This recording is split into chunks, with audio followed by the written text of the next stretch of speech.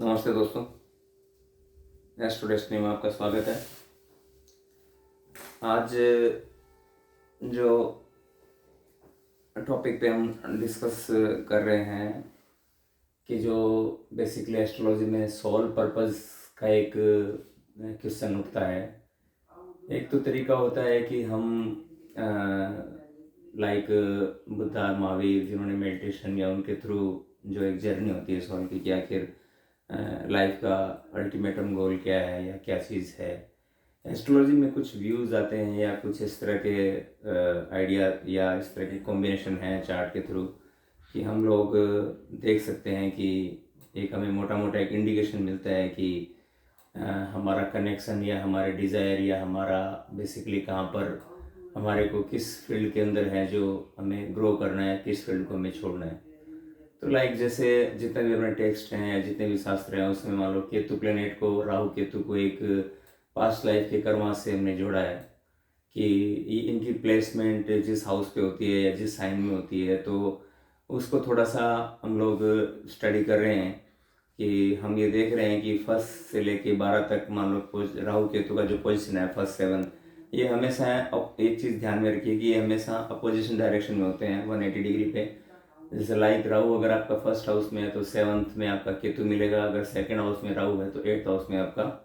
केतु मिलेगा, third house में राहु है तो 9th हाउस में केतु मिलेगा। तो हमेशा अपोजिट डायरेक्शन में मिलते हैं एक दूसरे से। और इनको समझने का सबसे एक तरीका ये भी है कि इनको दोनों को मिक्स करके समझा जा सकता है, दशा में, अंतरदशा में या किसी भी वे में। अगर हमें इनको समझना है तो हमें इन दोनों को साथ लेके चलना पड़ेगा। इस अगर एक एक्टिवेट होता है तो उसके साथ में दूसरे के सिग्निफिकेंस भी आपको देखने को मिलेंगे। अकेला केतु है तो अगर केतु की दशा है तो राहु भी एक्टिव है, और राहु है तो केतु भी एक्टिव है, क्योंकि ये दोनों है तो बेसिकली एक ही जो एक ही पर्सन है जिसका विष्णु जी ने मान लो जो सर अलग किया था। तो जो ऊपर वाला भाग है वो राहु है, और जो विदाउट हेड है या टेल जिसको बोलते हैं वो आपका केतु है। और बेसिकली ये मैंने एक डायग्राम बताया है जिसमें मैं ट्राई करता हूँ आपको कि एक्सप्लेन करने की कि किस तरह से हम इनको, जैसे सन लाइक है जो अर्थ का चक्कर काट रही है, और मून है जो अर्थ के चक्कर काट रहा है। तो एक दो पॉइंट ऐसे हैं जहाँ पे कि ये दो नोड जो हैं जो कट करते हैं, उस दो नोड को डिफाइन करते हैं राहु और केतु को। तो बेसिकली जो आपका राहु है वो आपका नॉर्थ नोड है, और जो केतु है वो आपका साउथ नोड है। तो इस तरह से हम इनको समझ सकते हैं कि बेसिकली ये प्लेनेट नहीं है, प्लेनेट सात ही हैं। और इनको जैसे शैडो प्लेनेट बोला है कि ये छाया ग्रह हैं, और इनका राशि भी हम डिस्कस कर चुके हैं कई में कि इनका राशि कोई राशि का कोई स्वामित्व नहीं है। शैडो प्लेनेट इनका इन्फ्लुएंस इनका हमारे पूरे एस्ट्रोलॉजिकल चार्ट में या इनके जो देखे गए प्रभाव, तो इसी वजह से इनको पूरा डिफाइन करना है, इनको समझा है कि इनका भी प्रभाव है जो हमारे लाइफ में किस तरह से इनका इफेक्ट आता है। क्योंकि बेसिकली जो सूर्य ग्रहण या चंद्र ग्रहण, जो सन एक्लिप्स या मून जो चंद्र ग्रहण देखते हैं, तो बेसिकली वो राहु केतु का ही एक है कि सन को जो ग्रहण लगाता है तो राहु है, और मून को जो ग्रहण लगाता है वो केतु एक रीजन बनता है। तो ये जो एक जो बनता है, तो इस वजह से इनको जो हमारे जितने भी ऋषि मुनि प्राचीन टेक्स्ट में इनको उस तरह से हमने स्टडी किया डिटेल से, तो उन्होंने फिर इनको भी मतलब उसी कैटेगराइज में इनको फिर 9 प्लेनेट मिल के भी इनको काउंट करते हैं। तो इनका स्टडी भी करना जरूरी है। तो हम मोटा मोटा ये देखते हैं कि ये जो कि कहाँ किस हमारा कौन सा फील्ड किस एरिया में हमारी लैकिंग है, किस में हम लोग जो ऑलरेडी हैं वो जिस एरिया में इनकी पोजीशन हमें बताती है कि कहाँ पर हम किस फील्ड में हमारे डिज़ायर हैं और किस फील्ड पे हमारा जो है कि पास्ट लाइफ से हम उस चीज़ को भोग चुके हैं या उस चीज़ को हम देख चुके हैं। तो मेन इनको जानने का रीज़न यही है। तो ये तो मोटा मोटा ये हो गया कि जो इनके एक्सिस को चेक करके हम ये पता लगा सकते हैं कि किस फील्ड में इनका जो हमें देखने को मिलता है कि किस तरह से इनके जो प्लेसमेंट को या साइन को देख के हम पता लगाते हैं कि किस फील्ड में हम हमारा जो है वो ऑलरेडी हमें हमारे डिज़ायर है, किस फील्ड में है जो कि हम पास्ट लाइफ में हम देख सकते हैं। तो लाइक जैसे हम स्टडी करते हैं कि राहु मतलब नॉर्थ नोड को दिखाता है, जैसे मैंने बताया नॉर्थ नोड है, और जो केतु है वो साउथ नोड है। अब हम फर्स्ट और सेवन एक्सिस पे देखते हैं कि फर्स्ट हाउस में अगर राहु होता है और सेकंड और सेवंथ में अगर आपका केतु होता है, तो क्या चीज़ बेसिकली होती है जो कि हम ये जान सकते हैं कि किस तरह से ये आपको क्या इंडिकेट करता है, या क्या इनके सिग्निफिकेंस है, किस तरह से हम अपने आप को दोनों दोनों चीज़ों को यूज़ करते हुए किस तरह से एक बैलेंस करके और उस चीज़ को फाइंड आउट कर सकते हैं। तो लाइक जैसे मैंने बताया राहु का हेड है खाली, तो आप ये सबसे पहले तो एक इंडिकेशन आप देखोगे, जो राहु ड्रिवन व्यक्ति जिनका फर्स्ट हाउस में राहु होगा, हेड उनका आपको जो नॉर्मल पर्सन है उनके हेड जो है वो थोड़ा सा आपको मतलब एक लंबा या बड़ा साइज का आपको देखने को मिलेगा, क्योंकि राहु एक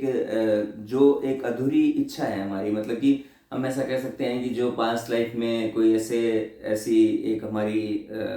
अधूरी विश फुलफिलमेंट जो नहीं हो पाई, उसको राहु दिखाता है। तो फर्स्ट हाउस मतलब फर्स्ट हाउस तो आपका जो मेन है कि फर्स्ट हाउस मतलब कि ऑब्सेस्ड है कि हर चीज़ को खाने के लिए, तो वो मतलब उसका एक लाइफ का डिज़ायर होता है कि हर चीज़ को पाने का ऑब्सेशन, वो चाहे कहीं भी प्लेस्ड हो। और केतु है जो विदाउट हेड है, और जो पास्ट लाइफ के अंदर वो चीज़ें उसने देख चुकी है, तो वो सब चीज़ें नॉर्मली केतु रिप्रेजेंट करता है। अब फर्स्ट हाउस है, तो फर्स्ट हाउस आपका क्या है? फर्स्ट हाउस आपकी आइडेंटिटी है, आपकी फिजिकल बॉडी को दिखाता है। फर्स्ट हाउस अपीयरेंस है आपकी, कि आपकी अपीयरेंस कैसी है, फिजिकल बॉडी आपकी कैसी है, और ओवरऑल जनरल हेल्थ दिखाता है फर्स्ट हाउस। और जो सेवन्थ हाउस है वो मतलब एक लोगों का है कि लोगों की आपके बारे में क्या राय है। फर्स्ट हाउस आप खुद हो, सेवन्थ हाउस आपकी लोगों के बारे में क्या राय है, मतलब कि पीपल्स हाउस है प्लस स्पाउस का भी हाउस है सेवन्थ हाउस। तो ये जो मैंने बताया कि या ऐसे कह सकते हैं कि जो आप सेवन्थ हाउस से मतलब कि आप दूसरे लोगों से आपका डीलिंग कैसे होता है, ये सेवन्थ हाउस है। तो राहु जो हेड है विदाउट बॉडी है, मतलब कि खाली हेड है। तो जो मैंने बताया कि इस पर्सन का जो हेड है, जो ऊपर वाला भाग है, वो थोड़ा सा आपको बड़ा देखने को मिलेगा। Four head specially four head है जो बड़ा मिलेगा। और फेशियल अपीयरेंस आपको एक ग्लो वाली अपीयरेंस आपको मिलेगी राहु ड्रिवन पर्सन की। आपको एक एक इंथुजिस्टिक या डिजायरेबल या एक कह सकते हैं ना कि इस तरह का एक फीचर्स आपको देखने को मिलेगा। सेकंड यहाँ पे कि ये व्यक्ति ऐसा सोचते हैं कि भाई मेरे को कोई आदमी फर्स्ट हाउस करना, जो स्पेशली जो नॉर्थ नोड में जो राहु की पोजीशन है, ये व्यक्ति ऐसा समझते हैं कि भाई इसको कोई नहीं समझता, मतलब कि ये व्यक्ति हमेशा सोचते हैं कि मेरे को कोई नहीं समझता। तो इसीलिए इसका मतलब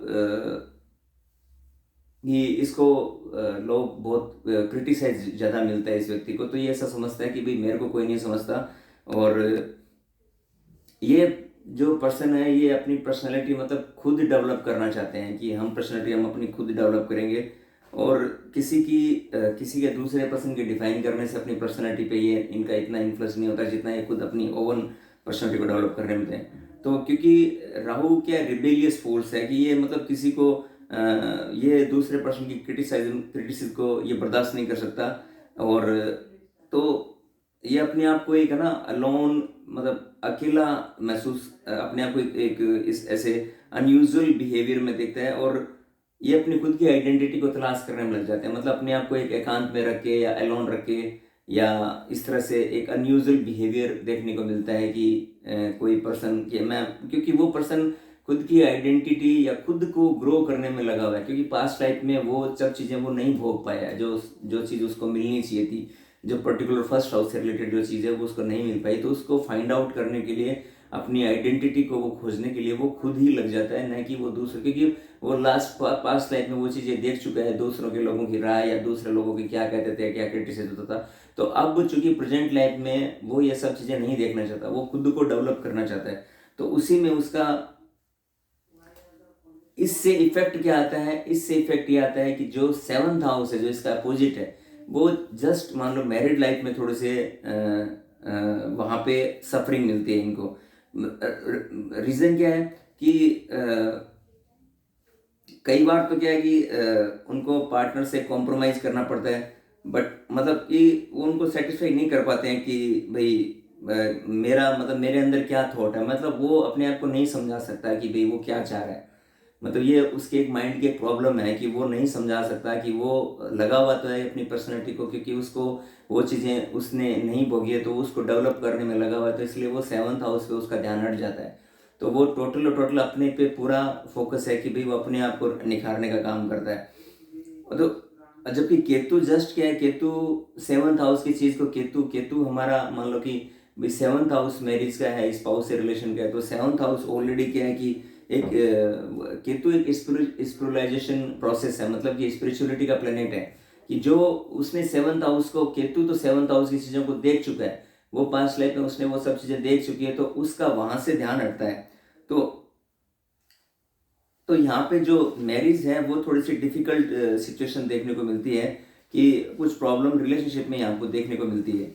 क्योंकि ये दोनों में एक कॉन्ट्राडिक्शन आ जाता है कि एक पर्सन सामने वाला एक है कि पर्सनैलिटी है, 7th हाउस आपका मैरिज है, तो यहाँ पे ये एक वो पर्सन है कि उसको देखना है कि वो किस तरह से अपने आप को निखारे, किस तरह से डेवलप करे। लेकिन इनके साथ टाइम के साथ धीरे धीरे क्या होता है कि ये अपने आप को उस स्थिति में अपने आप को चेंज कर लेते हैं कि अकेला रहना, अपने आप को, और अपने को इंट्रोस्पेक्ट करना, अपने आप को देखना और अपने बारे में जानना, ये इनके लिए मेन फोकस का एजेंडा हो जाता है कि वे किसी तरह से वो अपने को कुछ निखारें। अगर ये अनइवोल्व रहते हैं तो काफ़ी इगोसेंट्रिक हो जाते हैं, और लेकिन अगर इवोल्व है, मतलब कि अगर दोनों में इवोल्व है, मतलब फर्स्ट और 7th में, तो काफ़ी स्पिरिचुअल पर्सन भी बन सकते हैं। अब धीरे धीरे टाइम के साथ क्या होता है कि ये मतलब कुछ ऐसे इनिशिएटिव लेते हैं लाइफ में कि ये अपनी पर्सनल पावर को, और क्योंकि पास्ट में क्या होता है ना, पास्ट में ये लोगों पे बहुत ज़्यादा रिलाइड हुए थे, मतलब लोगों पे काफ़ी उन्होंने भरोसा किया या काफ़ी डिपेंडेंट थे, और लोगों ने इनको काफ़ी डोमिनेट भी किया था। तो अब क्या चाहते हैं कि अब ये अपने अपने आप को एक्सप्लोर करना चाहते हैं, मतलब कि अपने आप को, क्योंकि राहु एक बड़ा है, मतलब कि राहु हर चीज़ को बड़ा करके दिखाता है, तो अब ये खुद को इतना निखारना चाहते हैं कि वो उस हाइट तक पहुंचना चाहते हैं जो, मतलब कि इनको लगता है कि कुछ भी इम्पॉसिबल नहीं है, सब कुछ किया जा सकता है। तो ऐसी सिचुएशन यहाँ पे देखने को मिलती है। ऐसी ऐसी मतलब कि अपनी पर्सनालिटी को डेवलप करते हैं कि अपनी इंडिविजुअली पहचान या अपने पे स्टैंडलेस के, मतलब कि लोग इनको अपने अपने अपने नाम से जाने, क्योंकि ये पास्ट में देख चुके हैं कि भाई लोगों की पहचान, लोगों ने क्या बोला, या लोगों पे रिलाई थे, लोगों पे डिपेंडेंट थे। लेकिन अब इस लाइफ में, क्योंकि फर्स्ट हाउस ओवरऑल आपकी पर्सनैलिटी है, तो मतलब फर्स्ट हाउस में आप सेल्फ की आदमी खोज करता है, तो ये एक थोड़ा सा मिसबैलेंसमेंट यहाँ पर होता है। लेकिन जस्ट अब हम अगर हम 7th हाउस को भी समझेंगे, लेकिन इनमें दोनों में अगर बैलेंस बना सकता है, बैलेंस बना के, ये तो हमने पता लगाया राहु के फर्स्ट हाउस की क्या क्या क्या स्थितियाँ बनती है, जस्ट सेम उसी तरह से 7th हाउस को अगर हम अभी 7th हाउस को स्टडी करने के बाद में हम देखेंगे इन दोनों में बैलेंस बना के चलता है, तो बंदा इस पोजीशन से, मैरिज से भी इस तरह की चैलेंजेस ही मिलेंगे, रिलेशनशिप में डिफिकल्टी आएगी, आती है। लेकिन अगर बंदे को इस सिचुएशन अगर पता लग जाए कि फर्स्ट 7th का खेल क्या है, तो वो बंदा फिर रिलेशनशिप को अच्छा मेंटेन भी कर सकता है। बेसिकली रिलेशनशिप क्या है, रिलेशनशिप कॉम्प्रोमाइज़ है, कि शादी में क्या है कि सेक्रीफाइस है, कॉम्प्रोमाइज़ है, अगर हम उसको बैलेंस बना के चलेंगे तो इतनी ट्रबल नहीं आएगी। लेकिन चूंकि अब हमें पता ही नहीं है कि सिचुएशन है क्या, कि राहु क्या करवाना चाह रहा है, केतु क्या चाह रहा है, लेकिन जब हमें पता लग जाएगा कि हाँ ठीक है सिचुएशन ऐसी बन रही है, तो फिर वो बंदा उस हिसाब से उसको डील करेगा, तो दैट मीन्स है कि ये बंदा फिर इतना स्पिरिचुअल बन जाएगा कि ये उस अटेनमेंट को प्राप्त भी कर लेगा। अब हम 7th हाउस केतु को समझते हैं। 7th हाउस होता है केतु अपने पार्टनर में क्या ना कि एक आइडियलिस्टिक छवि चाहता है कि एक आदर्श पार्टनर मेरे को मिले, और जहाँ पे बैठता है केतु वहाँ पे हर चीज़ की क्रिटिसाइज करता है। कारण कि जो इसी जो ये आइडियलिस्टिक अप्रोच है, ये एक्सपेक्टेशन है पार्टनर से ना, यही एक मैरिज में डिस्टर्बेंस क्रिएट करती है कि जब बार बार ऐसा होता है, तो ऐसी लाइफ में ऐसी सिचुएशन जब पता नहीं होता है, हम चीज़ों को, एस्ट्रोलॉजी को हमने स्टडी नहीं किया होता है या हमें नहीं पता होता है, तो हम इस चीज़ में फंस जाते हैं, तो मैरिज लाइफ में डिस्टर्बेंस देखने को मिलता है। लेकिन जब ये मतलब अपने मतलब कि ये पर्सनल वैल्यू को ज़्यादा इम्पोर्टेंस देते हैं, न कि जनरल पब्लिक और या आप पार्टनरशिप को कह सकते हैं। क्योंकि मैंने बताया फर्स्ट हाउस है, तो इंडिविजुअलिटी को ये ज़्यादा मतलब इम्पोर्टेंस देते हैं कि सेल्फ प्रोपाइल सेल्फ मतलब सेल्फ पे ज़्यादा सेंटर्ड होते हैं, न कोई जो पार्टनरशिप है कोई हैवी रिस्पॉन्सिबिलिटी नहीं पसंद करते हैं। लेकिन अब ये जो मैं फर्स्ट सेवन्थ का जो मैंने बताया कि ये क्या होता है कि जो पास्ट में जो चीज़ें आई थी वो एक लोगों के व्यू थे, लोगों का एक सोचने का तरीका था कि भाई ये लोगों के व्यू को इन्होंने अडॉप्ट किया था। लेकिन अब ये चाहते हैं कि अब ये हमारी खुद की पर्सनालिटी डेवलप हो, हमारी खुद की आइडेंटिटी हमारे निकल के सामने। उन्होंने लोगों के ओपिनियन को बहुत सुना, लोगों को बहुत माना, लेकिन अब ये ऐसा नहीं चाहते। अब ये चाहते हैं कि भाई हम हमारा खुद का एक वजूद हो या हमारी खुद की एक आइडेंटिटी हो। तो धीरे धीरे क्या होता है टाइम के साथ में ये उस बॉन्डेज से जो लोगों ने जो इनके दी थी उससे बाहर आते हैं और अपनी एक खुद की वाइब्रेशन से अपना खुद का वाइब्रेशन एक एस्टेब्लिश करते हैं जो कि खुद हैं। और वो उन पीपल की लोगों की जो छाप है उससे बाहर निकल जाते हैं। तो इस तरह से इनको बैलेंस करके अपनी लाइफ को जो है वो लीड करना है। तो मोटा मोटा इसका हमें देखना है कि अगर इनको पूरी करंट लाइफ में हैप्पीनेस है तो इनको बैलेंस बना के रहना पड़ेगा, और जो उनकी खुद की नीड है और जो इनके आसपास है उसी को भी, और ज़्यादा मतलब कि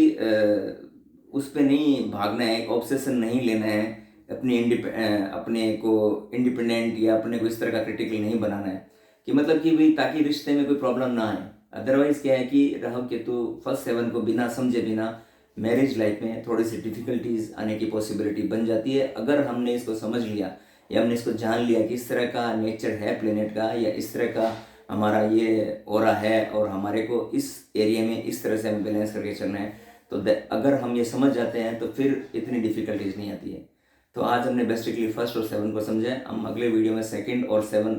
और एट को समझेंगे कि सेकंड हाउस में आप क्या चीज़ को लेके हो और एट्थ हाउस में आप क्या चीज़ छोड़ना चाहते हो, डिटैचमेंट या आप